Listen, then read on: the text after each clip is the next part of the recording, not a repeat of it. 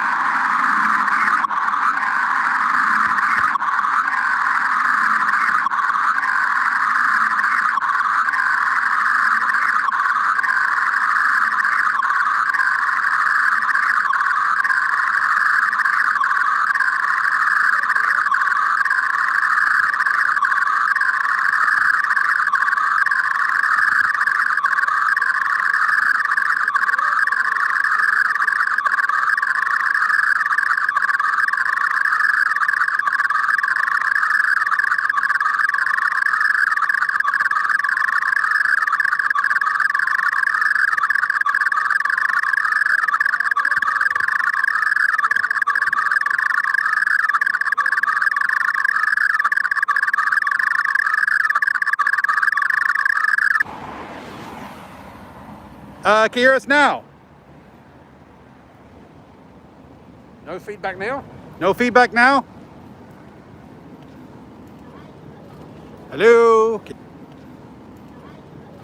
Hello? Can you hear us?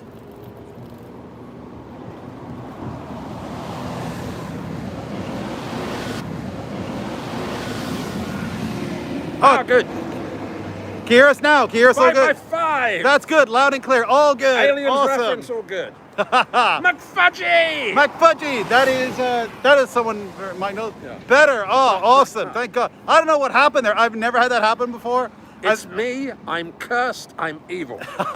Yeah, indeed it is. It's all true. So Mike, so basically what we're going to do today is you guys can ask us about audio commentary stuff you want to ask us. We get asked stuff all the time. Audio commentaries, Hong Kong movies. We're here to answer your questions. And we're going to check out some cool locations, aren't we, Mike?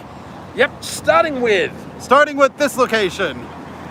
Okay, now does anyone remember a movie directed by Godfrey Ho called Angel Enforcers? Angel Enforcers by Godfrey Ho, anybody? Okay, because off the bridge opposite, a young stuntman named Ridley Choi Boa. Bridge opposite, a young stuntman named Ridley Choi Boa does a 720 Hong Kong spin off the bridge onto a truck, onto the ground. Yeah. In one take. And then Godfrey Ho asked him, "It looks too easy. Can you do it again?" And he said, "No." But we like Godfrey Ho, don't we? We do like Godfrey Ho.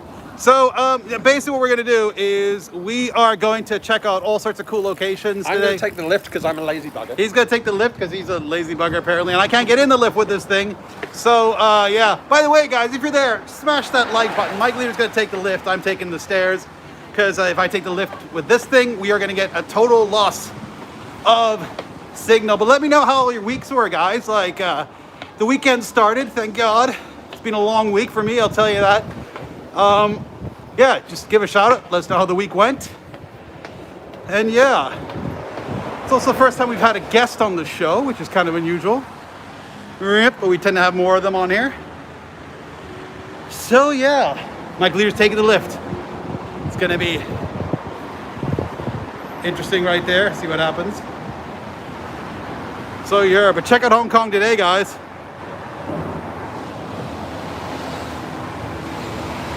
Woohoo!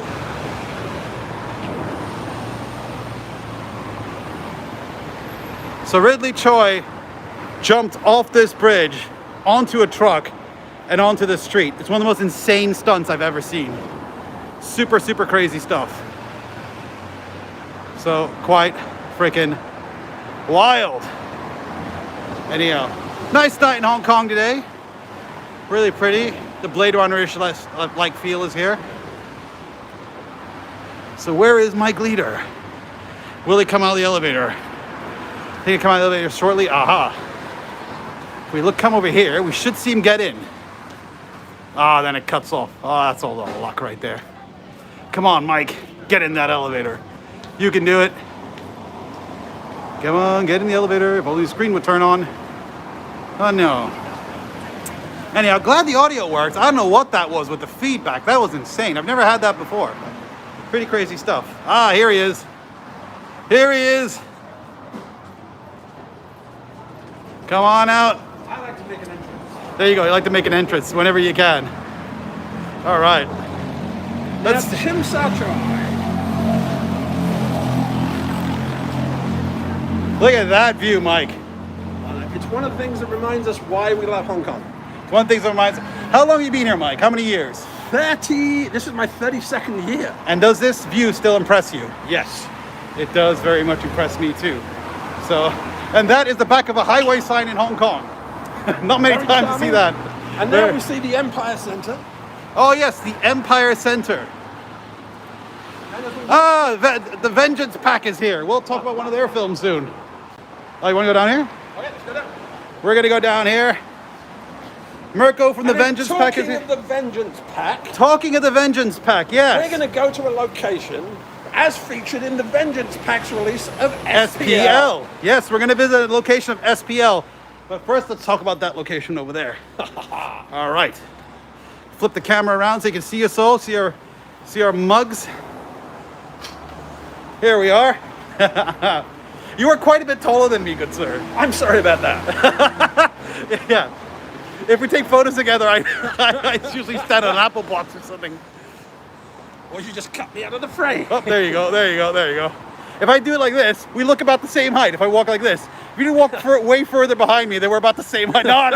Now you're like, no, you have to walk further behind me, Mike. There we go. Now we're about the same height. Well, I just look like a giant fucking head. This is big Arne. Yes, this is big head Arne. You've got a very big head, you see. Yeah, I'm just a floating head. That's what I do. All right, cool. So what's this, Mike? This is the Empire Centre. Aha, and what can you tell me about the Empire Centre? Well, there's a classic Shaw Brothers movie, a classic Jackie Chan movie shot around here. Oh, yes. Variety movies. Now, Chimsachoy East is, shall we say, used to be a triad den of iniquity. A triad den of iniquity? The gangster area. I see. So, there's always been a lot of nightclubs, a lot of gentlemen's clubs, discos, everything around here. So, yes. Some very interesting stories, interesting locations. Very interesting stories indeed. Yeah, some of which cannot be released until people have died, including myself. Yes, your tell-all book, like you'll be buried in the garden somewhere. And people have to dig it up and be like, "Oh my God, I never knew this." Mike killed Bruce Lee. What is your theory? Like, there's so many theories about who killed Bruce Lee. Like, I don't think Bruce Lee was like faked his own death to become a police inspector with the Hong Kong police. I don't think that happened. As we've said, Okay, you want to go that way first, or you want to go that way first? We'll go that way. Okay, we're gonna go that way. Okay, we're gonna go on to a close location. We're gonna head to. Okay. Now, with regards to Bruce Lee, I think it was death by misadventure. I think so too. Yes. And the recent publication of letters requesting for certain amenities. Yeah, proved that he was a man of the 70s, shall we say. And a human being. And Bruce was just unfortunate. He was unfortunate. Yeah, that's true. He got his mix wrong, I think, is what happened. There you go. So spoken like a chemist. Spoken like a chemist, yeah. So there's many locations in this square right here. Should we go to that one first? Nope, we'll go to the SPL one. Oh, SPL one first. Okay. So we're going to a location that in SPL has a young portly fellow named Sammo Hung. Oh, Sammo, yes, and yes. a group of tripods. Tripods. Making trouble. Yes. For a young man named Donald Yen. Donald Yen. I've heard of Donald Yen before. Young Master Donny. Yes, yes. And it's a very accurate depiction because Chimsachoy, that kind of stuff happens in Chimsachoy East. Less now. Yeah, less now because of COVID. Because yeah. All right. So we're gonna get this. We're gonna get that location soon. Let us know if you guys like us showing you all these like film locations and stuff like that. If this is something you guys think is cool, because there's a lot of locations we can show you. Not only Chimsachoy, maybe more in the future. So let us know, man. Say hell yeah in the comments. If you like the Give it locations. a thumbs up. And also, thumbs up. yeah, give a thumbs up, double thumbs up, all that stuff. Looks like Sleeping Dogs. Well, Chimsa Choi is actually not in Sleeping Dogs as much. It's kind of more based on like North Point and everything. North Point and everything. Yeah, yeah. Okay, basically with Sleeping Dogs was originally going to be a much more open world, kind of like Grand Theft Auto. Yes, yeah, yeah, a lot bigger. So when Activision began the game as True Crime Hong Kong, Yep. and then eventually gave up on it, and when the other company picked it up, Bandai Namco picked it up. Yeah, they kind of compressed it, so that's why you have Temple Street on Hong Kong Island. Well, that's why Temple Street is North Point. Yes. in the game. It's so strange. You kind of have parts of Chim Sa Choi in the game, Yeah, but so basically, Jordan is kind of in it as well. originally it was going to be like Grand Theft Auto. You could open up Kowloon side, you Yeah, could open yeah, up yeah, new yeah, territories yeah, and everything. But okay, now All right, so let's switch the view around so we can show people what they're looking at location-wise. Now, what says it's the Oriental Pearl Sauna? Oh yeah, here we go. Oriental Pearl Sauna. Yeah, let's go here. You know, always a good idea to point cameras outside saunas. Yes, very good idea. Yeah, yeah. Well, they know what it's for. They know what it's for. Basically, this was originally a nightclub, and it's the nightclub in question where a young Sammo Hung comes down with his boys down these stairs. Yep, down and these just stairs. in front of the bank. There we Face go. off with young Donnie and his boys. It shows how good the lighting in that movie actually is. So I put on some weights so I can emulate Sammo in this sequence. you put us away to emulate some. Yeah, yeah. The new test drive game is set in Hong Kong Island. Yes, that's true. The new test drive game is set. Very good. That's actually true. There you go. She knows her stuff. So, as we said, so basically, the funny thing is, this kind of stuff would happen in Chim Sa Choi all the time. Yeah. Across the road, we have another sauna. Yeah, we have another sauna right So here. basically,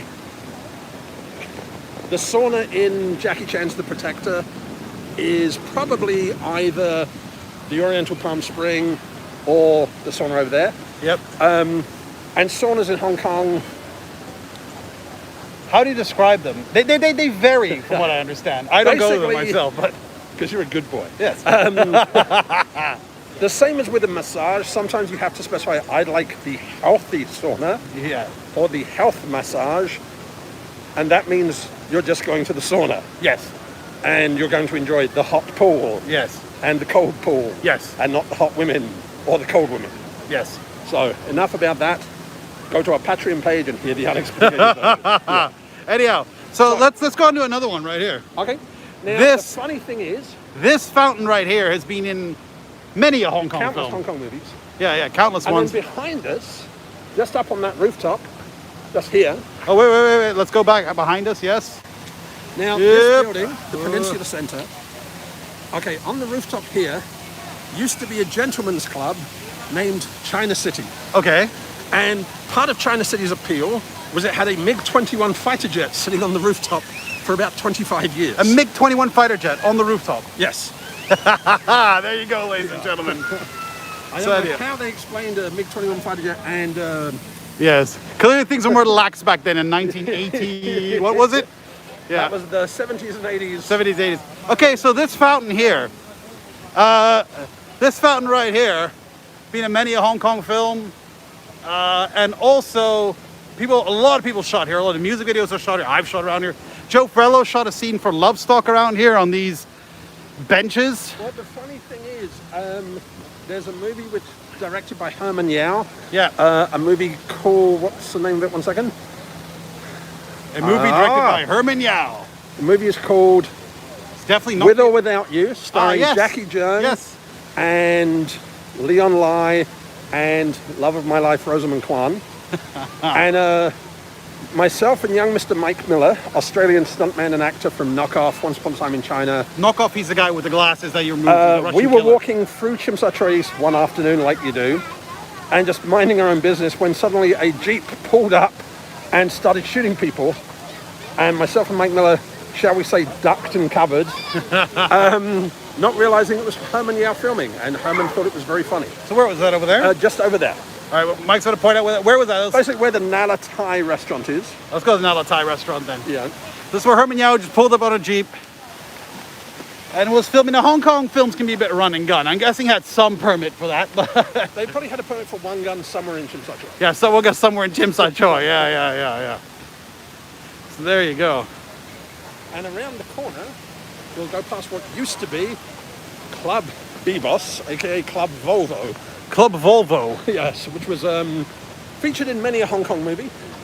Probably one of the last movies it was featured in was Knockoff and Chinese Box. Knockoff. So the Nalatai, basically a Jeep came driving along here in the daytime. So a Jeep came driving along here in the daytime. With Jackie Chung shooting people. With Jackie Chung shooting people, as you do. And everything. And myself and Mike Miller were kind of like, what the fuck? Hong Kong's finally lost it. There's Jeeps driving around shooting people. Exactly. So, we're going to go straight down and round, yeah. All right, cool. So as I said, many a movie filmed in Tsim Sha Tsui and Tsim Sha East. Yep. It was actually very close to here that Jet Li's manager in 1992, yes, Mr. Choi Chi-ming, had a bit of an incident. Was assassinated. Yep. Basically, there was a 10-day period in 1992 where the entire film industry went insane. Yeah, it went kind of bananas for a while. Basically, imagine a week before the new Star Wars movie came out. Yeah. You have to call the producers and say, Shall we act this out? Some guys came to the lab and stole the ending of the movie. Bring. And hey, are holding it for ransom. They stole the ending of the movie. What was the solution, the producers? But luckily, being a Hong Kong movie, they went, it's okay, we have another ending. They had two. Okay. And they just used the second one. The same week, Jet Li's manager was assassinated. And the late great Anita Moy got slapped in a club, and the man who did that got assassinated. It was a wild week. 1992, a lot of crazy stuff went down. 1990, yeah. Hong Kong, the 90s, the stories I hear, was a pretty wild place. Early 90s, late 80s. Calmed us all down. Yeah, I came in 2006. So things got better. And then Joe Ferrello arrived, and things are really wild again. So he takes no prisoners, Joe Ferrello, I'll tell you that. He's an award-winning director and music producer, yeah. Anyhow, but let's see. The New World Millennium and what used to be the Hotel Nico now. Let me switch the angles. Now, who did we interview quite recently in the New World Millennium Hotel? The New World Millennium Hotel, we interviewed Mr. Choi Hark. Yes, that's true. Yep. Okay, because at the New World Millennium, which used to be called... I forgot it was the New World Millennium, to be honest, for a second. Yeah. Basically, it used to be where Choi Hark and the Film Workshop guys and Cinema City guys all used to hang out. So we were doing an interview with Choi Hark for the Eureka release of Zoo Warriors. Yep. And we'd arranged to do an interview with Choi, and Choi insisted that the interview be done at the New World Millennium. Choi's fucking cool, man. He was like super. I gotta admit, we're a little bit nervous about meeting him because but he got into it. It's always good when Choi Hark's, shall we say, handler tells you could get an hour, you could get half an hour. We got more than that. 5 minutes. Yeah. And we got about 2.5 hours. 2.5 hours, and he was having fun. He was just having fun, and he was just telling crazy stories and everything else, and that guy has had an amazing life as a filmmaker. Exactly. He did some wild stuff. Yeah. So, and I said the funny thing is with Choi Hark, I said I used to buy stuff. Me and Mike Miller used to buy stuff from his brother, who ran a chemist in Kowloon City. It looked exactly like him. Exactly. And we just thought it was a very funny Vietnamese Chinese guy who was in on our joke, because we were like, "You look like Choi Hark. He's my brother." And then one morning we went there and Choi Hark was there. Choi just emerged from the back room. You're like, "What the hell?" And it was like, "Yes, he's my brother. He told you before." It was quite literal, wasn't it? So we'll walk on around. Yeah. Which way you want to go? You want that way? Oh, let's go that way. Here we go. I'm assuming you can all still hear us quite well. Let us know if you can still hear us quite well. Run some comments so we know you're there. Yeah, run some comments so we know you're there. Smash the shit out of that like button. Ask us a question, we'll possibly lie. Yeah, if you guys want to know any questions about like, I don't know, Blu-ray audio commentaries or Hong Kong films or anything else, or even CFK radio, let us know, man. So it's all fun, but mainly this is movie day. There you go. All clear. Thank you, Nick. Cool. Now we're going to cut down here. Oh, we're going to cut down here. Now, see, this is the Chinachem Golden Plaza. Let me just flip the camera. Here we go. This is a place I have great memories of. It used to be a 5-screen multiplex. It did it. Yeah, and it was one of the cinemas where you could very easily gauge the audience reaction. People just go boo. At the midnight screening of Ashes of Time, they Wong cut up Kar-wai all the film. seats and slashed the screen. Really? Yeah. They were not happy people. I think a lot of people don't realize that in Hong Kong, Wong Kar-wai is not nearly as popular as he is in, say, Wong Jing. Yes. Wong Jing. Yes. I mean, it's a different thing here when it comes to Wong Kar-wai. So basically, this used to be a great cinema, a multiplex, five screens, show all manner of madness, and was 24 hours a day. Yeah, it's pretty much. You also told me that when there were typhoons here, people sometimes used to just go to the cinema. Yeah, you'd go to the cinema because you knew the cinema was better built than your house. Yeah, exactly. So, So there you go. Typhoons, everybody doesn't know, like crazy storms they have here. If you have a Okay, T10. now this is Open Oyster. Oh. It's a very One second. Open Oyster. Open Oyster. It's a very good steak and oyster bar. Okay. Run by a very good friend of mine, Gus. Okay. Augustus Chu. If you've ever watched the Aaron Kwok movie, Somebody Up There Likes Me. Yep. The one that we found reels of in Shamsha Yes, Park. that's true. We found reels of that movie in Chamshipo with 35mm Yeah. reels, just for projectors. At one point, they're in Gus's former bar, which was Parkinson's, the pugilistic pub. I hear a lot of stories about Parkinson's. I heard that was a really basically, crazy bar. Gus used to run a boxing bar, and then got Now, what's into a the boxing bar? restaurant business. It was a bar that was run by 5 kickboxing champions. You don't want to mess with those guys. You don't want to be like, I'm not paying for my So drinks. yeah, They will we fuck you took Benny up. Akitas there one night, and it was very funny. Oh, all right. Well, So there you yeah. Now across the road, where you see the big red sign, go. Oh, wait. What? Across the road. There you go. That's the one. I know this story. Yep.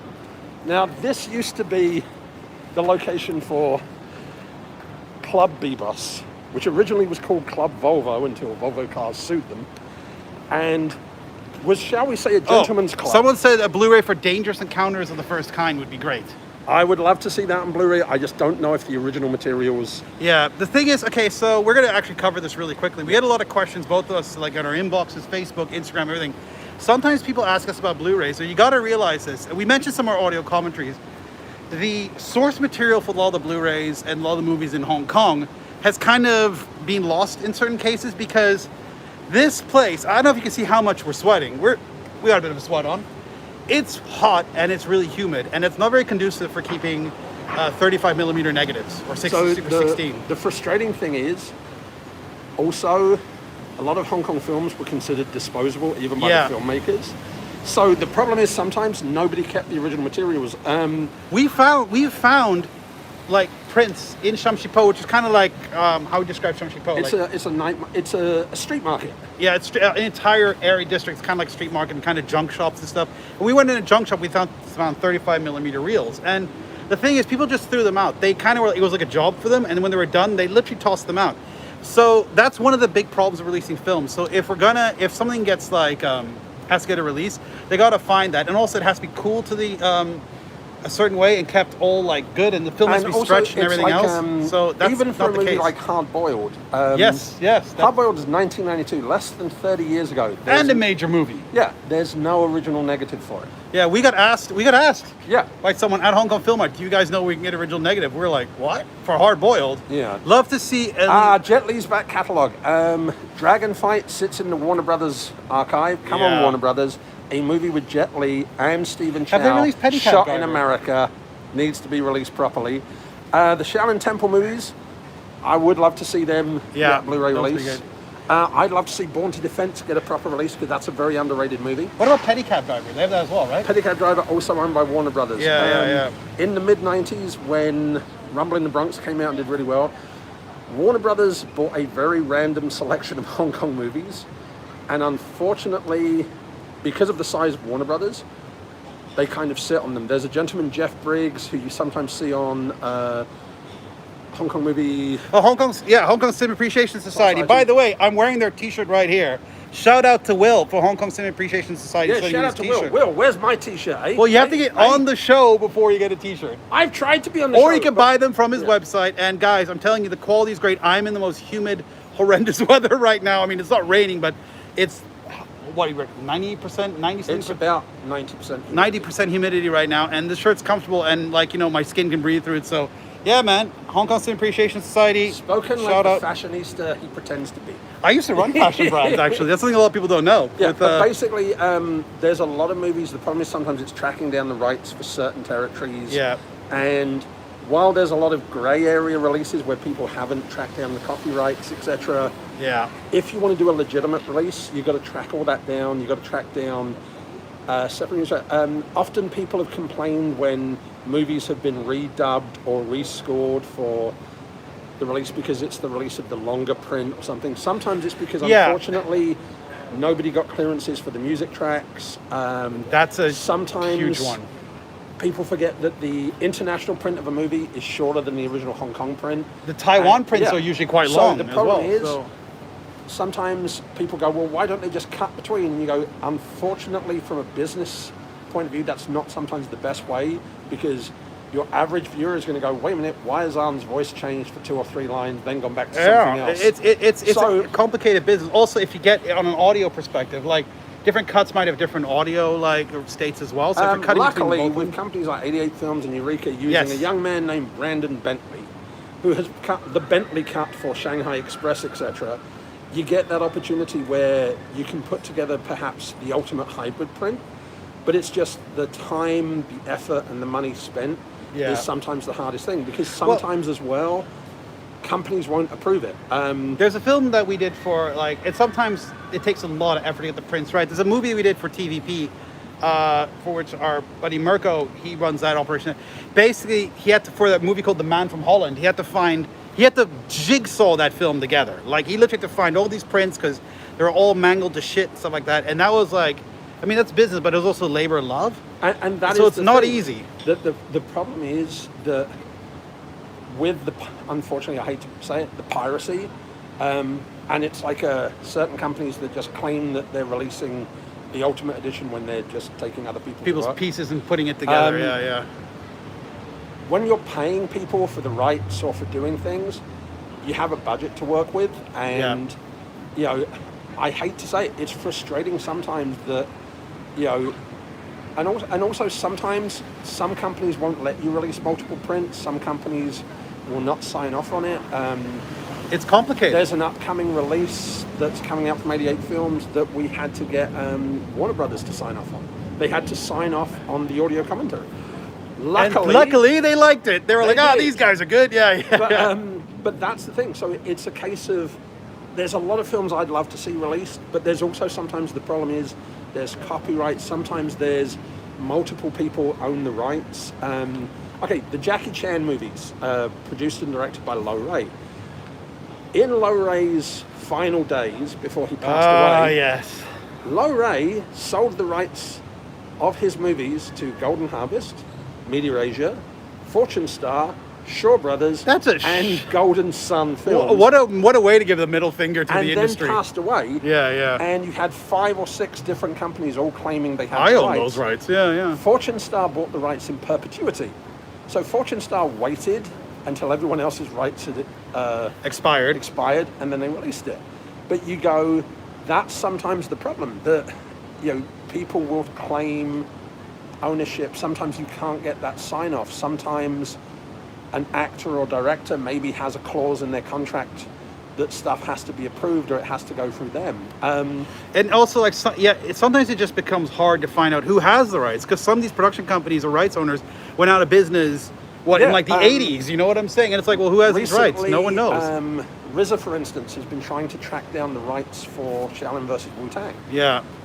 Not easy. The problem is, the original company is long gone, the original distribution company is long gone, and the trail goes cold as to who officially owns it. The question, and if you bring that thing without asking permission, someone's always going to come out with their hand going, sorry, you owe me tons of money. Michael Worth has been releasing some of the Bruceploitation movies, and he reached out to one producer's wife, the widow, and she was like, yep, I own these movies, but no, I don't have any materials. But if you find them, pay me. If you release any of these movies, I will sue you because I own the rights. Yeah, there you go. So it's complicated. Anyway, let's keep walking. Let's go on to the next location. That way?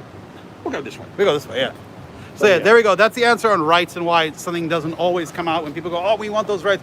And you can't underestimate, like as Mirko just said, he works at TVP.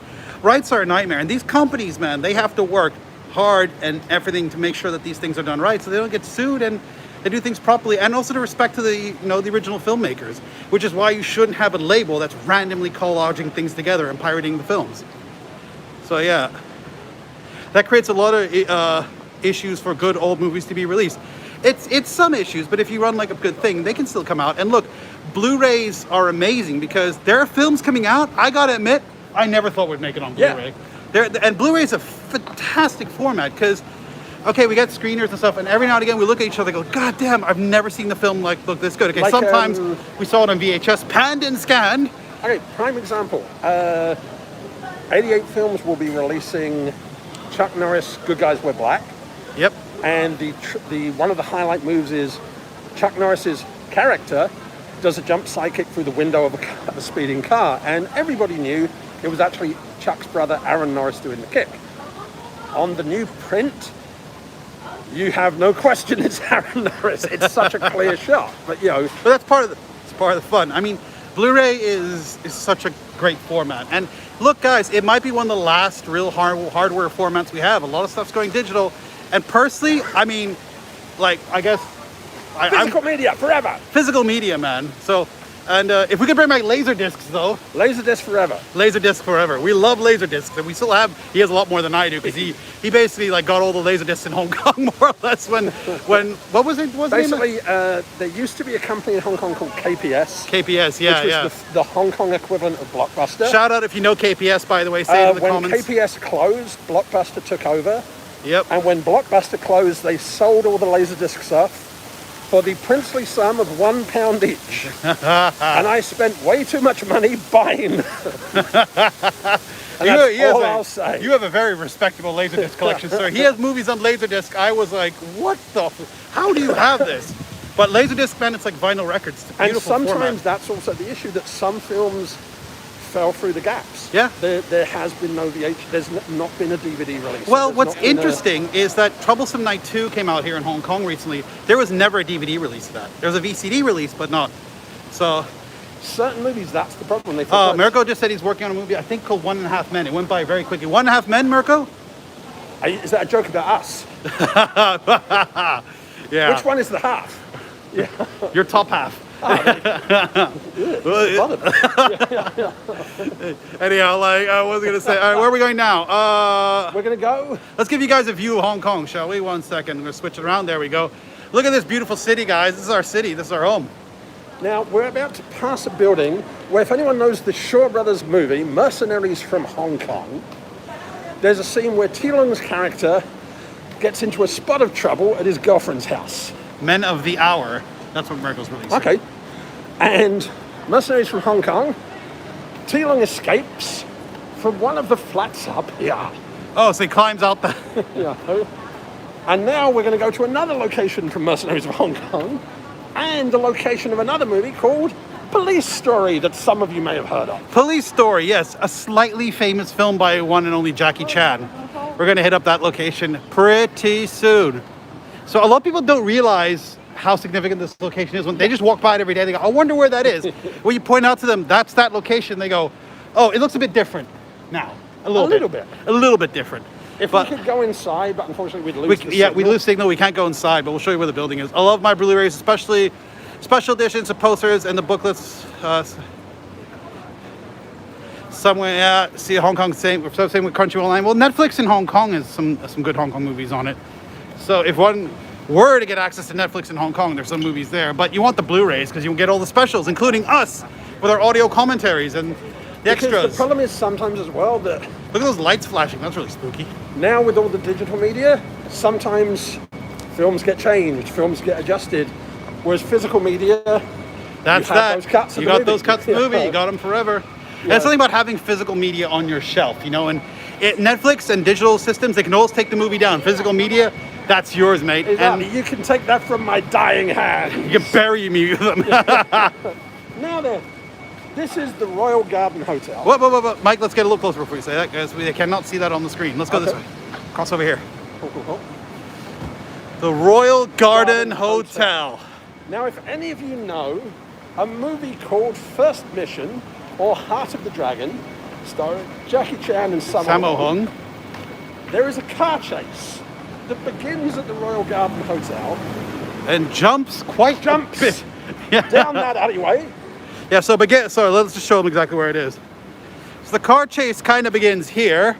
Okay, they then do a loop.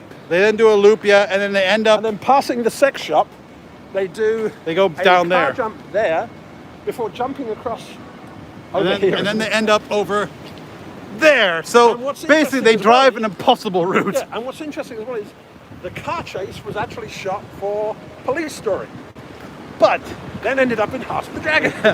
Well, yeah, it's Samo. I mean, well, Samo wasn't in that, but they were friends, you know. They were brothers, quote unquote. You get these moments where stuff gets handed around. Ah, so Mike, what are we approaching here? We're approaching quite a significant little area. We're approaching the Chimsa Choice Centre. And in the Chimsa Choice Centre, what did Jackie do? Nothing. He did it at the Wing On Plaza, which is the next one over. Well tested by there. Checking that I was paying attention. There I was, yes. Okay. So we're about to come up to the Kowloon Shangri-La. There we go. Ah, the Shangri-La Hotel. There's some adventures in that hotel for sure. So the Kowloon Shangri-La. Don't get hit by a taxi. Hong Kong taxi. Woohoo! He might have been the taxi hunter, so be careful. Taxi Hunter. Anthony Wong, Herman Yao, Taxi Hunter. Great film. So we're going to cross over. Oh, there we go. And there's the Kowloon Shangri-La, which is a very cool hotel. Oh, let me just cross over. There's a car coming and he's not. The super taxi. Super taxi. Jeep. There we go. And we're going to go over to the Kowloon Shangri-La and the Wing On Plaza. Cool. So the Kowloon Shangri-La is also featured in Mercenaries from Hong Kong. In the opening scene, Teeling is killing people in the hotel before making his escape. We also shot part of Donnie Yen's Chasing the Dragon in the Kowloon Shangri-La.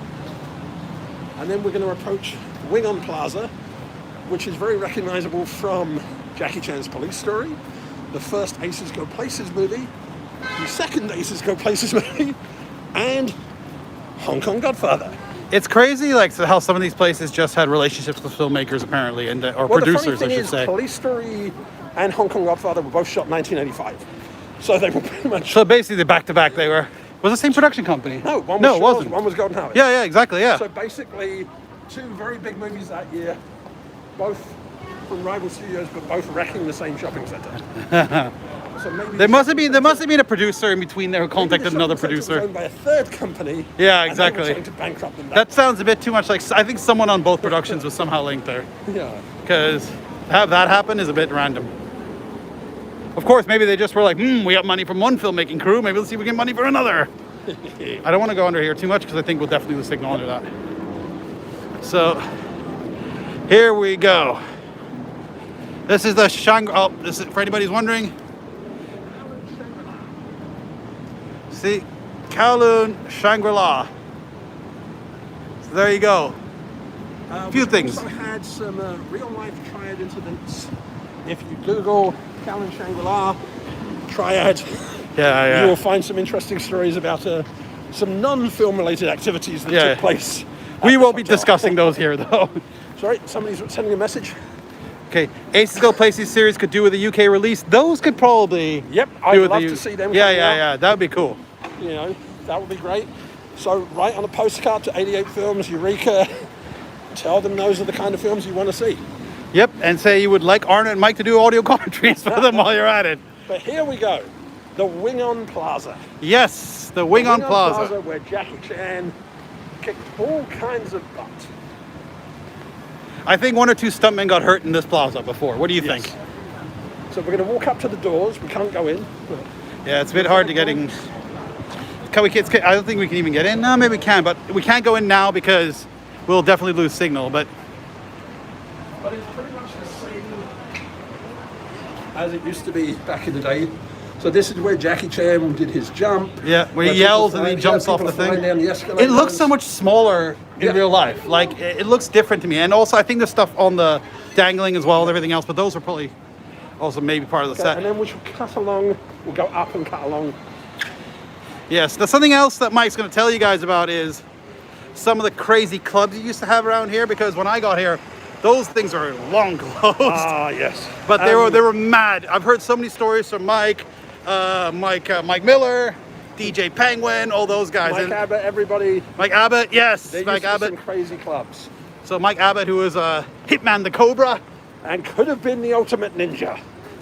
It could have been the ultimate ninja. What a good guy Mike Abbott is. Exactly. So basically, okay, across the road you see the Empire Plaza. whoop, let me switch the lens. There we go. Now, the Empire Plaza was interesting. Okay, so wait. Let's go stand over there. Rip. Oh, here we go. Cross, perfect timing. Yes, exactly. Now we're gonna, I don't know if you can see it. That over there is the Empire Plaza, and it's actually missing, it's got the M and the Pla, but everything in the middle is Empire.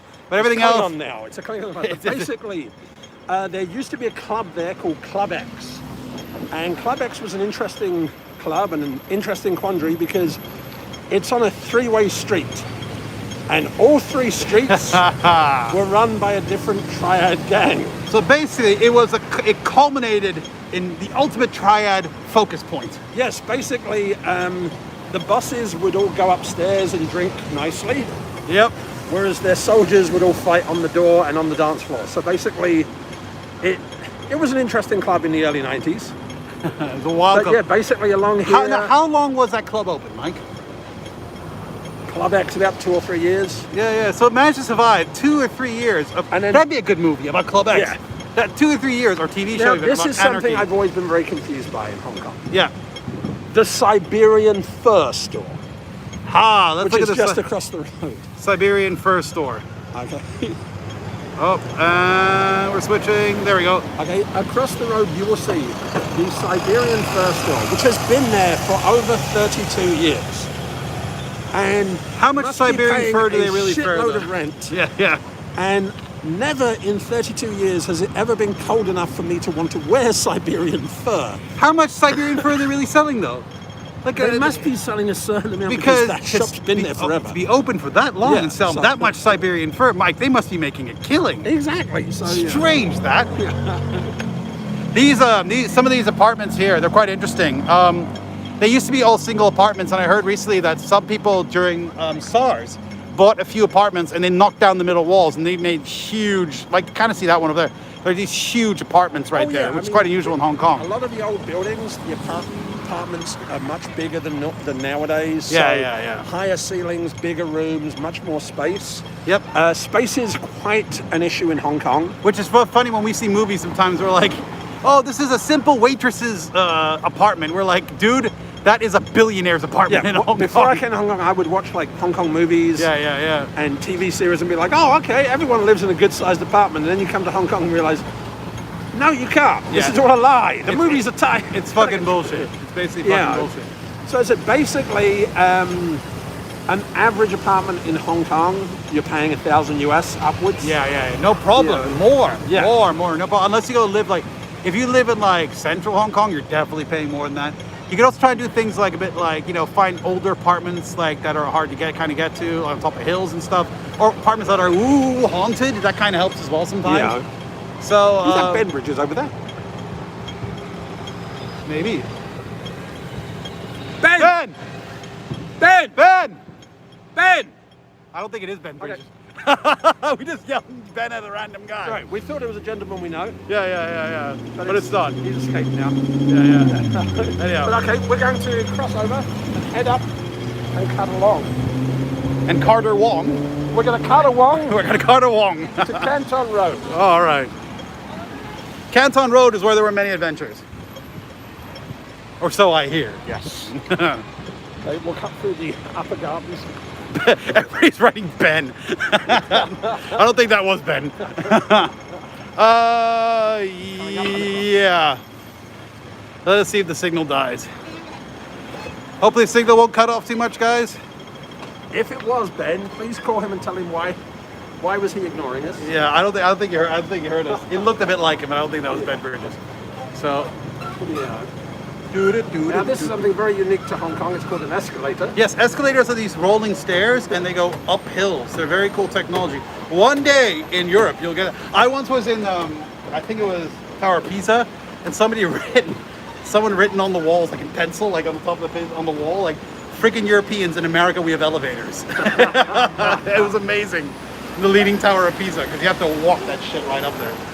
So basically where we are now... Whoop, we got a lot of noise. Oh, they're enjoying the film walking tour. Awesome, guys. Yep. Where are we now, good sir? Okay, this is the garden. This is the lovely garden. And we're going to walk around onto Signal Hill, which is where many a Ninja Terminator did battle. Ninja Terminator. I love that movie, man. Like, Godfrey Ho's, possibly Godfrey Ho's finest cut and paste work. I really enjoy his original films, like Lethal Panther, which is on TVP as well. But like, Ninja Terminator is probably the ultimate cut and paste. Yeah, because it works. It's really fun too. Like, that's a movie I want to do an audio commentary for. Ninja Terminator. Yeah. And meanwhile, this is K11 opposite, aka the Batman building. Yeah, because it looks like any moment now the Caped Crusader will make some mischief.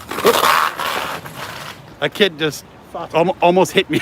Like, he got really close there. So yeah. So this is K11. It's a hotel, a shopping mall, and luxury apartments. So we're gonna cross over here. Oh, it's a nice breeze, guys. It's been hot in Hong Kong today. I'll tell you guys that. And wet. Yeah, and very, very nice humid. If you're with a lady, but not so good if you're in the city. I'm just gonna give a quick view of something. Look at that, guys. Just quick side view. That's our city right there. How many years, Mike? You always said this earlier, more than 30 years? Yep. Still, man, I've been here for more than years. About 15 years, yeah, and it still blows me away. No, exactly. It's one of the most beautiful cities in the world. It's I think they should remove one of the 7 wonders and add this one instead. Yes. Which one can go? The Sphinx. The Sphinx? It's big cat and made of stone. I like cats though, Mike. I like cats. I don't like snakes though. If there was a snake wonder, I would have that one be removed immediately. Okay, if anyone would like to eradicate snakes from the world, yes, Mr. Venema would appreciate that. I would very much appreciate getting rid of snakes. We don't need them. Like, I know there's like some ecosystem shit and stuff like that, but the dodo went away. We can get rid of fucking snakes. They gotta go, guys. Such an amazing skyline. Yeah, it is an amazing skyline. Thank you very much. I love that skyline. Yep. Here we are. Hong Kong. Hong Kong. Hong Kong is like a slap in the face that makes you feel good. As one of my favorite dubs ever is there's a dub for a movie called Wicked City, which Choi Hark may or may not have directed, and which I definitely asked him about. And for Wicked City, which by the way is a movie we definitely want to do an audio commentary for, and we know there's an HD print out there, but for Wicked City there's a dub that goes, Hong Kong, Pearl of the Orient. That made me, that's like such an amazing quote. Borders opening in Australia next month. Cool. That's cool. I mean, we can't go there though, because if we come back to Hong Kong, we have to do 21 days of quarantine, and that's not so cool. Yeah. And also I'm a bit worried, hasn't Australia just been thingy? Oh, I don't know. Well, I mean, it's good to know. I mean, it's good to see the borders are slowly opening up. Yeah. SBS TV, they had their own subtitles for Wicked City in 1990s. There you go. Yeah. And in Europe there was in the Netherlands, and I think in England it was as well. There's a VHS cover. I have it, and it basically says, "Oh, as epic as Blade Runner, Wicked City." I go, it's good. Come on. Harrison Ford never rode on the roof of a jumbo jet. Yeah, and no one ever had sex with a pinball machine. Exactly. Can you imagine that? That's what they should have done in the Blade Runner 2020 or whatever. I mean, I gotta admit though, the thing about Wicked City is this, right? The visuals are freaking stunning. Like for that era. I mean, 1992, I think Wicked City was. And Choi Hark has always really tried to push visual technology and computer tech, and kind of like Stephen Chow does it as well. So, and I know they're buddies. So, yeah, pretty cool. It's called Mutant City here. Okay, what country is that? I did school artwork in my final year based on the Motorbike Demon. That was Germany. That was Mirko said that. Okay, I'm sorry, I'm just going to sit down so I can do my shoelace. Oh, he's going to do his shoelaces. I'm sorry. There you go. Shoelaces, ladies and gentlemen. There are things in Hong Kong we have. They keep your shoes on. Maybe it's not only a Hong Kong invention. You don't need to shoot me doing the shoot. No, we need to focus on you tying your shoelaces, good sir. There we go. Yes, shoelaces. There we go. Usually we do let Chris do this. But I have no socks. Oh, there you go. There you go. He has no socks. Chris Gibbons stole all the socks. I got the anime version thinking it would be the same as Hong Kong. The anime version is awesome. The Hong Kong version is actually Yoshikawa Kawajiri did the anime version. Really good too. Maybe that one was in 1992. I'm not quite sure, but someone said instead of using laces in the UK, they use snakes to tie their shoes instead. I see what you did there. That's why Arne doesn't go to the UK very often. Yeah, that's why I don't go to the UK. I lived in the UK for a bit, but I don't go there anymore because all the snakes in the shoes. That's what happened there. I was entertaining Chris's socks. Well, yeah, because, you know, he doesn't have snakes in them.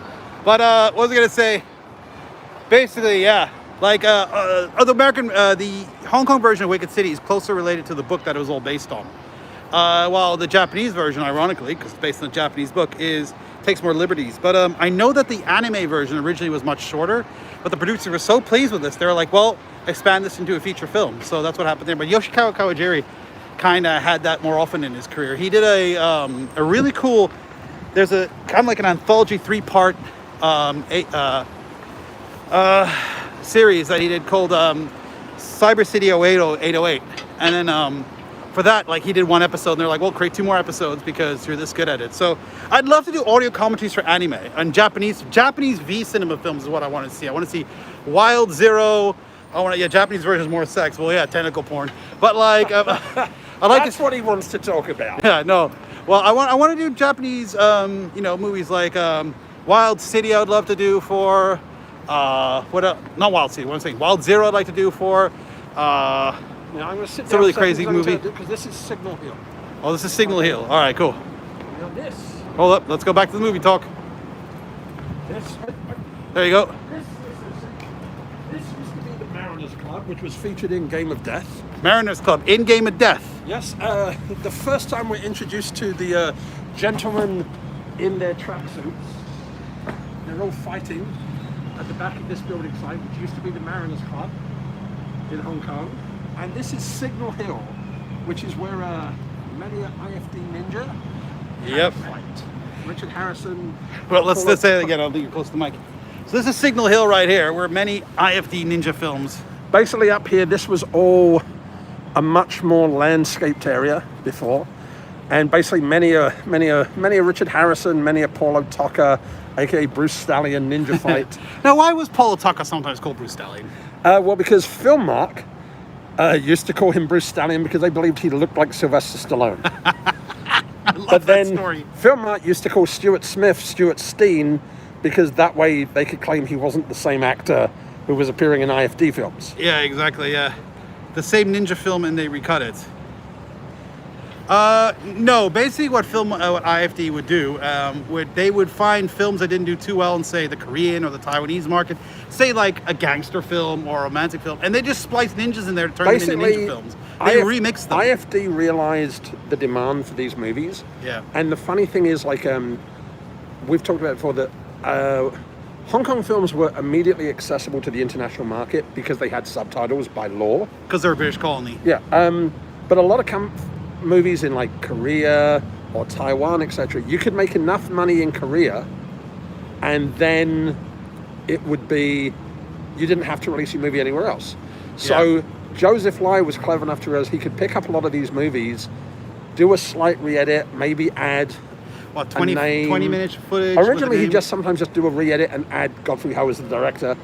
There's a lot of movies that Godfrey Ho is credited as directing that I think it's safe to say Godfrey didn't direct. No, well, let's talk about Robo Vampire. Godfrey Ho did not, I repeat, did not direct Contrary Robo to what Vampire. you may have read in an interview. Absolutely not true. We have video proof with Godfrey confirming. I've asked him numerous times that he says, I did not direct the Robo Vampire. So basically, Joseph Lai and Co realized, okay, we can sell these movies with a bit of remarketing and everything. Yeah. And then the thing that really made the genius of IFD is Joseph realized, I don't actually have to make full movies. I can cut and paste. I can buy these other movies and just do some stuff with it. As I said, yeah. Later, Anthony. Thank you, Anthony. But yes, that's the problem, that certain prints disappear. Sometimes prints were not returned. Sometimes prints are found in other countries. The thing with IFD, though, which is interesting, is they actually, out of all the companies, everybody kind of looks down on them. They actually took pretty good care of a lot of their prints. Yeah. Though. I mean, Joseph Lai, from what I understand from numerous people, has had his prints upscaled to 4K, or a large amount of them. So, of his IFD, like, cut and paste. Godfrey, Joseph has always taken care of his film. That's the funny thing, that whereas a lot of people look down at, even in Hong Kong, and even Joseph himself, bizarrely, I think, from talking to Joseph, like, his son, his own family kind of regard him as like a schlock merchant. But hey, that schlock merchant took care of everybody. Yeah, exactly. So the thing is, this is what we've always talked about. That, like, we were talking about seasonal films earlier before we did the broadcast. Interesting company. Seasonal films, Chinese movies, are considered A-list movies. They're epics. They're big movies. Their American movies are considered, shall we say, C movies. Yeah. So in Hong Kong, for instance, nobody really knows about the seasonal American movies. They know about No Retreat, No Surrender 1, but they don't realize that maybe because it had Van Damme in it, right? I mean, no, it's just basically Ung Si-yun never really promoted. I think he was very clever. He protected his own market, but basically in Hong Kong, people were like, "Oh no, Retreat, No Surrender lost money. He spent all that money on it, made no money. But every 2 years he makes an English language movie." He does. Yeah. I wonder where that money's coming from, Mike. But it's that funny thing that there's a lot of Hong Kong movies that in Hong Kong are without merit, shall we say, like but overseas, Eastern Condors, Dong Fung Tok Ying. Story of Ricky. Yeah, Eastern Condors in Hong Kong was a flop. Yep. Because Hong Kong audiences Hong Kong people have never gone to war, so this movie makes no sense to us. Pedicab Driver, for instance, Story of Ricky, Robotrix, those movies were considered as disposable or as flops. And now in the West, like Story of Ricky, when we interviewed Fan Xiao Wong for the Hong Kong Legends release, he was laughing and telling us, "This movie destroyed my career. Why do you want to talk to me? Like, go away." Yeah. I got Here Shed No Tears from a local import. People overseas are buying more Hong Kong movies these days. Well, the internet you can access. If you have a multi-region, whatever. The thing is, it's like anything that the internet's made it more accessible to find stores and everything else. I mean, people are more aware of these films. As we've discussed, one of the problems is in Hong Kong.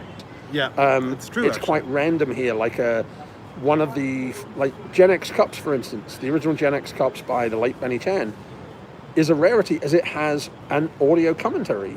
Well, it's really funny. There's, I think it's You Shoot, I Shoot. Pango Chung did an audio commentary for that as well in Cantonese, but I think they're English subtitles on the audio commentary. Yeah, and that's for the DVD version. I'm not sure about the Blu-ray version. So the thing is that sometimes it's a very hard thing because, like when I first came to Hong Kong, there was no collector's market. There still is no collector's market. So, like when I first arrived, I was used to being able to sell through VHS or X-rental releases. Yeah. Here, people were like, "Why would you want to buy this movie?" And there's no posters here. Yeah, posters like memorabilia is hard. It's hard. That's why many a time people believe they may have seen me with an Allen key opening bus shelters late at night and taking posters from the bus shelter. Because no one wants them after that. I saw You Shoot, I Shoot in the cinema also. Awesome, man. It's a good film. It's a really cool concept. Because as we said, there was no collectible market here. So lobby cards, posters. I used to get annoyed because I'd ask cinemas, "Can I have this?" And they go, "No," right? They'd say, "No, we've got to return it," and then they would throw them away. The Chinatown cinemas, yes. Where are you based? Are you based in... I think he's in Australia. In Melbourne. So are you based in Melbourne? Because I used to go to Chinatown Cinema in Melbourne when I lived there too. I used to work for a company called Swish Group Media. We made music videos for people like Christine O'Neill and Pete Murray and all that stuff. So... Did you do anything for Men at Work? No, I didn't know. That was way past my time. Jared King is doing loads of work importing them. That's true, yes. Yeah, I know, Melbourne. no. Yeah. But Jared is not importing enough to give us all for free. Yeah. As much as I have asked him. Well, Yeah. Mike and I have been working on a documentary for years about Hong Kong grindhouse cinema and stuff. And Jared was kind enough to scan a bunch of posters for us. So we're still working on that documentary. We've been working on it for years now. The story of acquiring the hard disk with the posters. Joe Fiorello. Joe Fiorello. Yeah. Mark Morrison was doing original. I don't know who Mark. Yeah. That was in Australia. Yeah. Mark Morrison? Yeah. All right. No.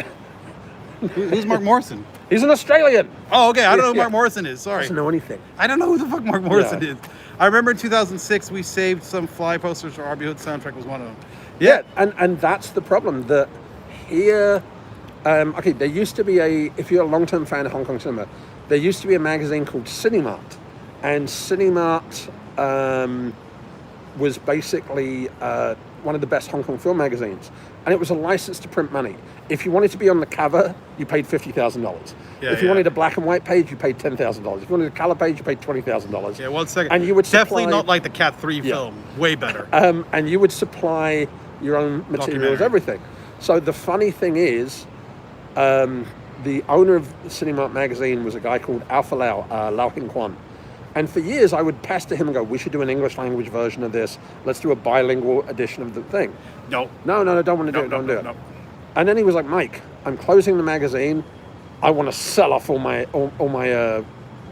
archive. And I was like, okay, is it itemized? No. And I'm like, then it's kind of going to be hard to sell because we don't know what's in there. There's no categorization. Oh, you're right. Then I say to him, why don't you give them to me and let me write a book, and then I'll co-credit you and we can share the royalties and everything. He's like, no, that's a stupid idea. I'm like, okay. Cut to a week later, he sends me a page on my pager back in the day and says, oh, if you want any of the materials, I've thrown them all into a skip. And it was a day where it was pouring down with rain, and I arrived in Chim Sa Choi and climbed into a skip to try and salvage materials. How much did you salvage? Not much, because it had been raining very heavily. And rain in Hong Kong, if it rains, it rains. The water drops are massive. I know it's weird, but water drops are massive here compared to Europe. The thing is, like, even Golden Harvest, for instance, when Golden Harvest existed as a production studio at the old office on Diamond Hill, 8 Hammer Hill Road, Diamond Hill, which is now a housing estate and doesn't even have a sign to commemorate it. Not even a plaque. You get plaques everywhere. But basically, Golden Harvest back then was incredibly reluctant to give materials out. You would have to beg and offer favors, shall we say, to get materials. What kind of favors, Mike? I don't want to go into it. Yeah, there is a reason I lost my hair. Yeah. I want those Jackie Chan posters. But basically, the thing was, when Golden Harvest closed, a couple of us went up to Golden Harvest and investigated the empty studio. And what frustrated us was, okay, you fought and argued with us to give us one photograph. You have a stack of 20,000. Yeah. And also, this is where it gets crazy. Okay, one of my favorite things with Golden Harvest was I was doing an article for a magazine called Femme Fatales magazine. I did an article about Asian female-driven action cinema. And I was, in the article, I was going to talk about Naked Killer and Raped by an Angel. And I contacted Wong Jing and his production company that produced them, and Wong Jing told me, oh, sorry, I sold those movies to Golden Harvest, and gave me a fax with all the information. So I'm talking, yes, Joe, give us Neon Grand Hills. Joe, grow a moustache. I think he has a moustache. On your back. Oh, right. Yeah. But basically, so I'm at Golden Harvest saying, yeah, I'd like some materials on Naked Killer. And they go, yeah, we have Naked Killer. And I go, and the other movie is called Raped by an Angel. No, we don't have that movie. I'm like, yes, you do. Yes, you do. We know you have. No, we don't. Yeah. I'm like, okay, it might be listed as Naked Killer 2.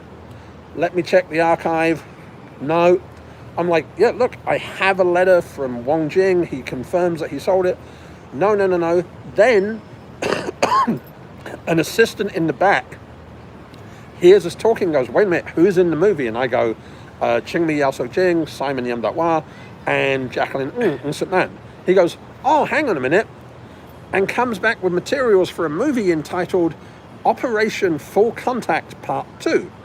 What the fuck? Yeah, and I'm like, excuse me? And he goes, is this the movie? And hands me the materials, and I'm like, yeah, this is Raped by an 8-year-old. So sometimes you gotta feel for companies like 88 and Eureka and so stuff. Looking I'm for going, things. but wait a minute, why is this movie called Operation Full Contact Part 2?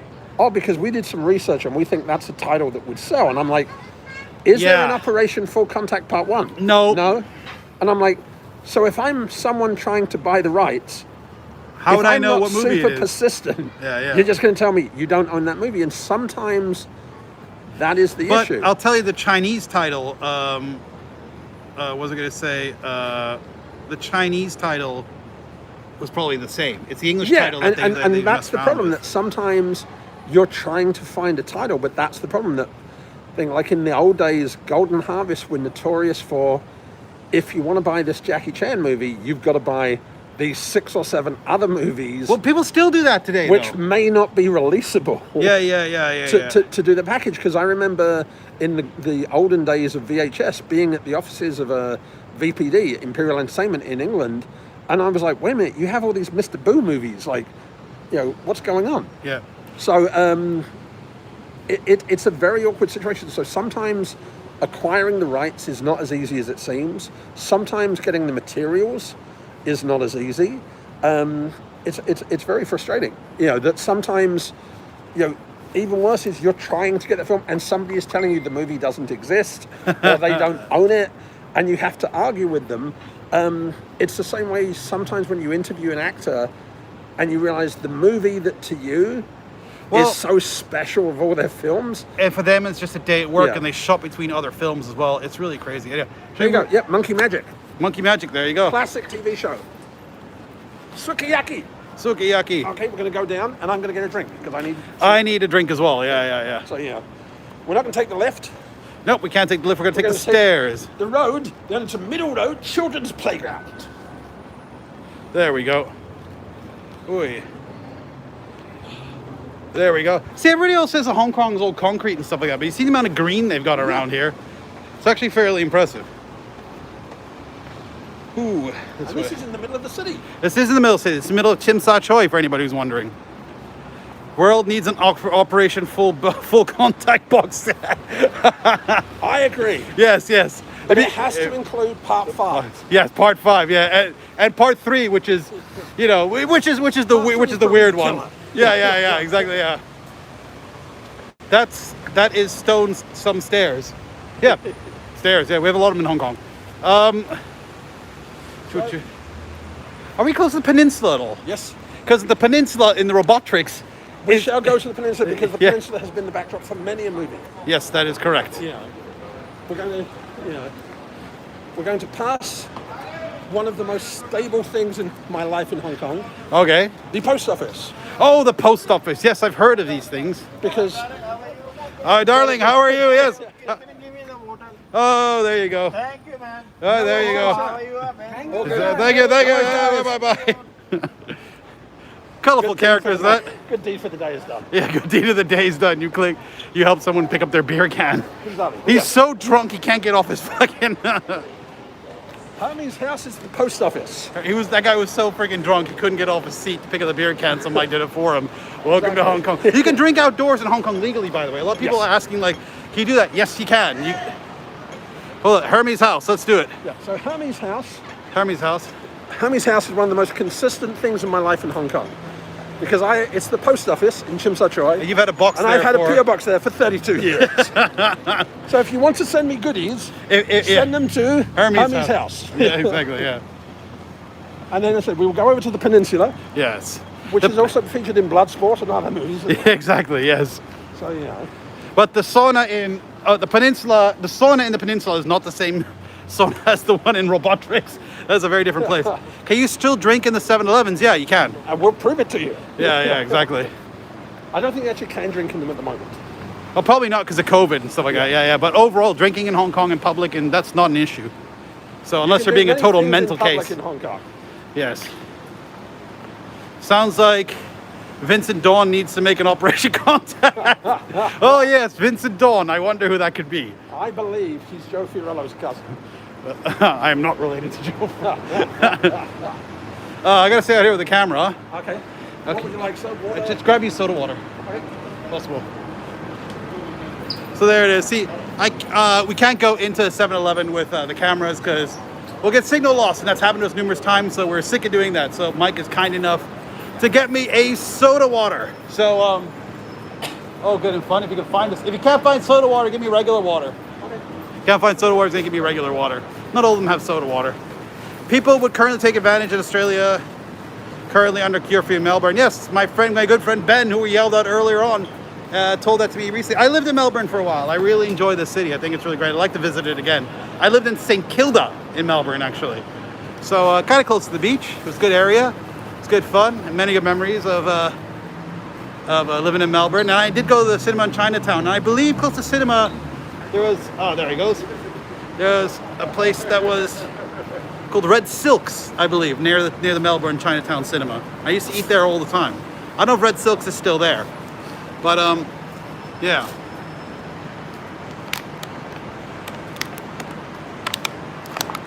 Joe talked to Vicky. Michael drank. Michael. Oh, hey, Joe almost got arrested. Yeah, but Joe, you get arrested for being drunk in your own house. Yeah.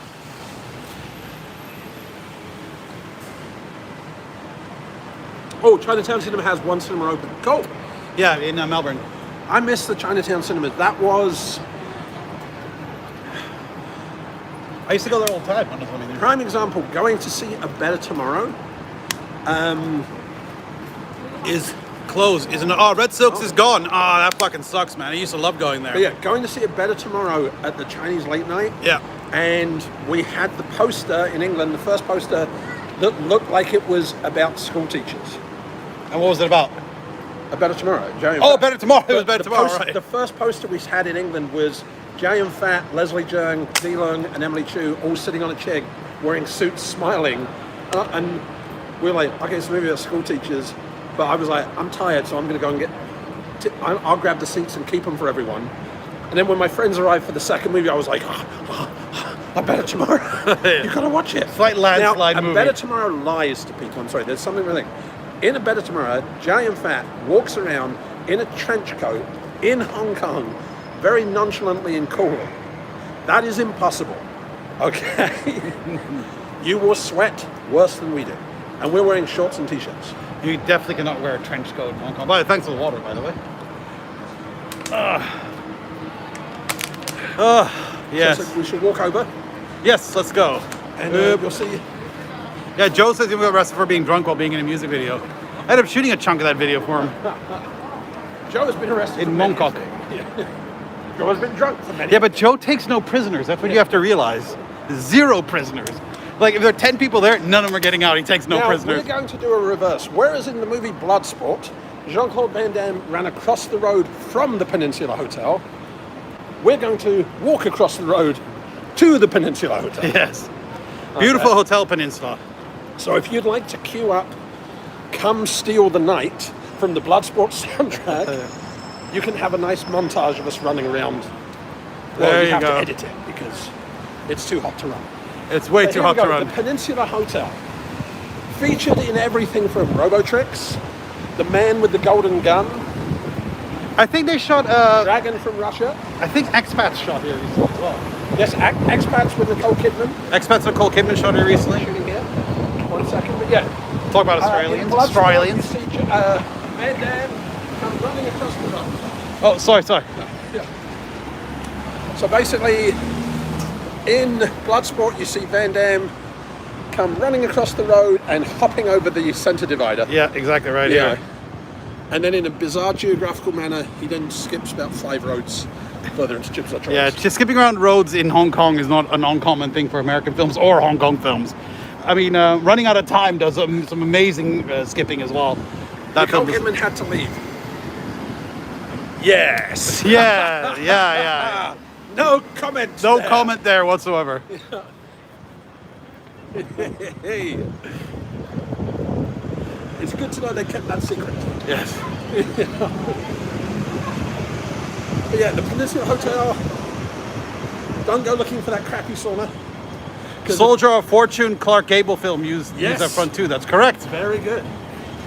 They also go to Macau to rescue people from the mercenaries. Very cool little film. Should we cross the street so people can get a good view of the front of it? Yes.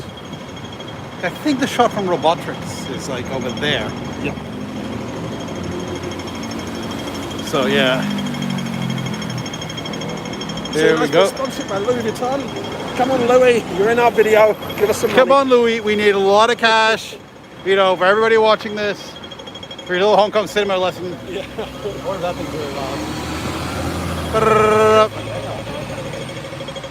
There we go. That's my pacemaker. There could be a problem. Yeah. It's been a long walk. Yeah. How long have we been going? Hour and 10 15 minutes. already. Okay, Yeah. We can go to the harbor and finish off. Is the harbor this stuff around there? We shot as well. cool. Yeah, you can do the cocktail from Copenhagen. Yes, perfect. Did Godzilla vs. King Kong get a cinema run in Hong Kong? Yes. Yes, it did, yeah. But the cinemas in Hong Kong have pretty much reopened now again. Yeah. They were closed for a while, which is really weird because there's some movie posters like out now and the cinemas were closed in Causeway Bay. That was pretty funny. But they're definitely open now again. And they got, films like that did get released. I mean, So, let me just navigate these people because I'm holding this thing. so before we cross the road, we'll talk about the Dragon from Russia assassination. Oh, yes. Okay.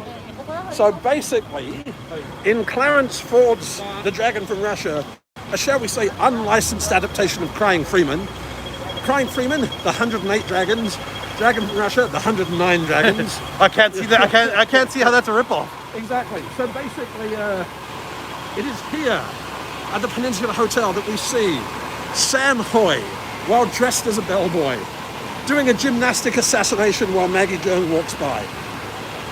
Yeah. But the Peninsula Hotel, very good place, very good, expensive afternoon tea. Yeah, but beautiful, and it's got that classic look, you know. It's got that colonial architecture and everything Now, else. What's funny is the Peninsula used to be on the waterfront.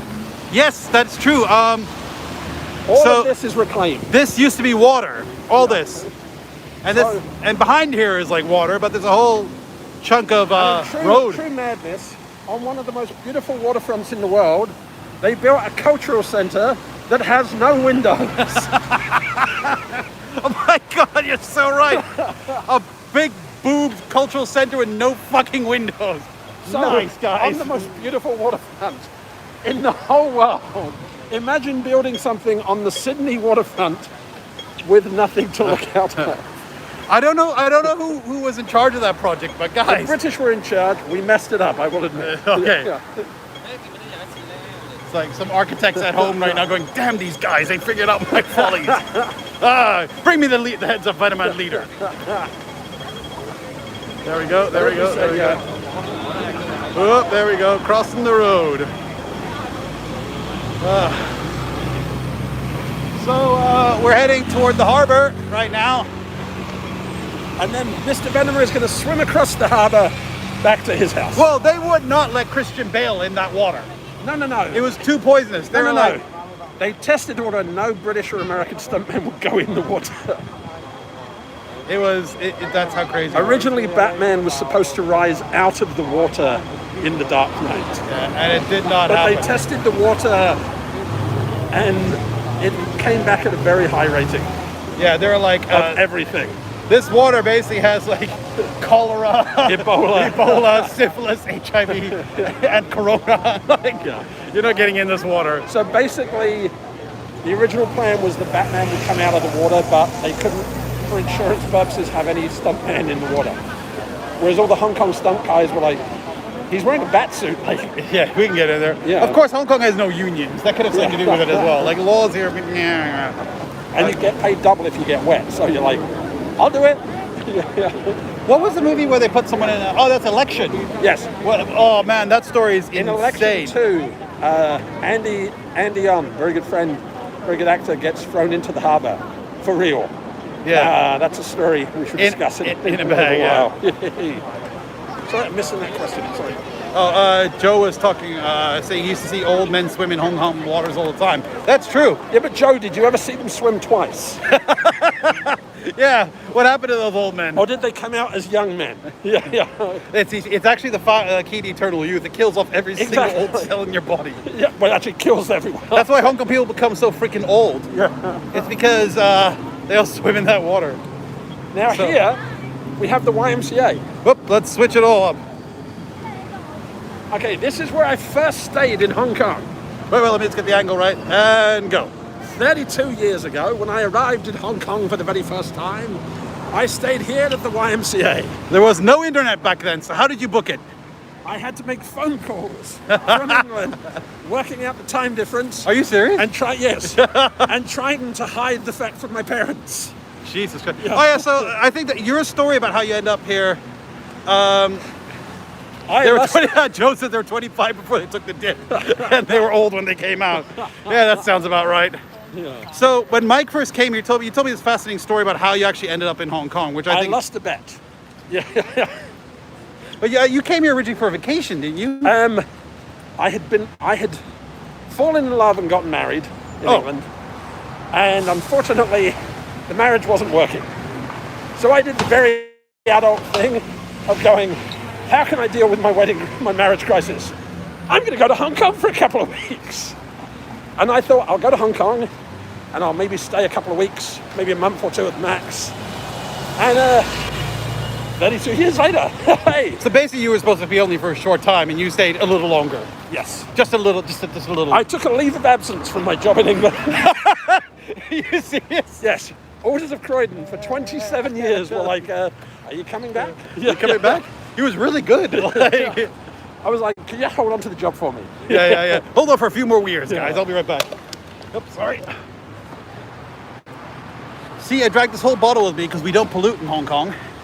Well, it's also because he forgot. Yeah. So, I'll go around like this because that cuts it off. Oh, tracking through Hong Kong. Yes. Look at this. And I'm going to throw the bottle away. There we go. I was waiting for I thought that thing would be closer. So you both threw your bottles away. People in Hong Kong, they clean their stuff up. So yeah, we'll end on the waterfront. And on the waterfront. With a Project A and a curry and pepper. Exactly. Yeah, I think that'll be one of our final little maybe a bit of double impact. Feel the double impact. Feel the double impact. That's an audio commentary I want to do. Double impact. Yes. Somebody pick up double impact. We'll be there. Yeah. Give us double impact, man. It'll be really awesome because that movie has tons of great actors in it. It has interesting history to it. It has it's a bit of a time capsule film. It has twice the Van Damme. It is double the Van Damme. That's the first time he was double Van Damme. Yes. So yeah, man, it'd be cool. And they've tried to make a sequel for that a few times. Various times. Yeah. So where a third brother would show up who owned his grocery store in Zimbabwe. And co-directed by my master, Vic Armstrong. Looking forward to Kenny B's commentary on Armor of God. Yeah, that should be interesting. There's a couple of commentaries. 4 commentaries on Story of Ricky. Yes, Story Ricky, which, by the way, 88 just ordered 2,000 more copies of, so winning. Exactly, it's all good fun. But it'd be good to hear Phil Gillen and Kenny B's commentary. Indeed. Oop. And just had the pleasure of recording a commentary for Hard Target for Kino Lorber with Brandon Bentley, which should be fun. One of my favorite movie lines, never wear in my life wear black silk underwear. That's an awesome movie line. That's proper Jean-Claude style. Now, this is Chim Sa Choi. Well, we've been in Chim Sa Choi the whole time, but maybe we should just change angle here. Give me a second. There we go. What is that? Okay, now let's actually get a better angle. That is the tower that Jackie Chan is supposedly falling from in Project A. Supposedly. It's not the real tower. The real tower was constructed on the back lot. But this was... But this is the real tower. This was the clock tower from the Kowloon station. This was the end of the Trans-Siberian Express. Yeah, exactly. So there it is. So basically, the trains used to pull up to the waterfront here. This is how crazy. And this waterfront's still here for everybody. Yeah. But basically, this used to be the train station. Yeah. This used to be the Kowloon station, the end of the train. Ironically, on Hong Kong, I don't know if a lot of people know this, there's not even trams on Kowloon side anymore. Nope. They're all on Hong Kong side. Hong Kong side. There you go. So there you go. So yeah, we'll get a shot of that. We'll get a shot of that. And anybody who's ever seen Wicked City has seen the angle from here. Exactly. Wicked City and the opening shot going Hong Kong. Pearl of the Orient. Also, people have seen Bruce Fontaine running around here fighting Jackie Chung and Stephen Chow. That's true. Yeah, Curry and Pepper, that'd be a fun film to do an audio commentary. exactly. Because I'd like to ask Bruce Fontaine, who's Canadian, why at one point his character, dubbed with an English accent, says, "But I'm American." My favorite is in Robotics with the Saudi Arabian gentleman, who clearly is not from Saudi Arabia. Exactly. So as I said, there we go, the Hong Kong waterfront. Look at that. There it is. I think with that, guys, I think we're gonna sign it off. Hope you had a fun time with Mike Leeder here. It was fun doing it. We visited some old sites. We saw some cool things. We had a little trip around Hong Kong. This was our live Let us stream. know if you liked it, and we can always do another one. Yeah, let us know if you liked it. This is cool. In meantime, catch our audio commentaries. Did you guys get major fireworks last night or still on hold? No fireworks. No fireworks, except in the bedroom. I don't know what you fucking thought. All right, thanks guys. Loved it. Had fun. All right, awesome. And it was good fun. All right, guys. We will see you See, we're the same height. with the same height. He's just got a very, very big head. I have a very large head. I'm a crazy head. Thank you, guys. All right, see you guys.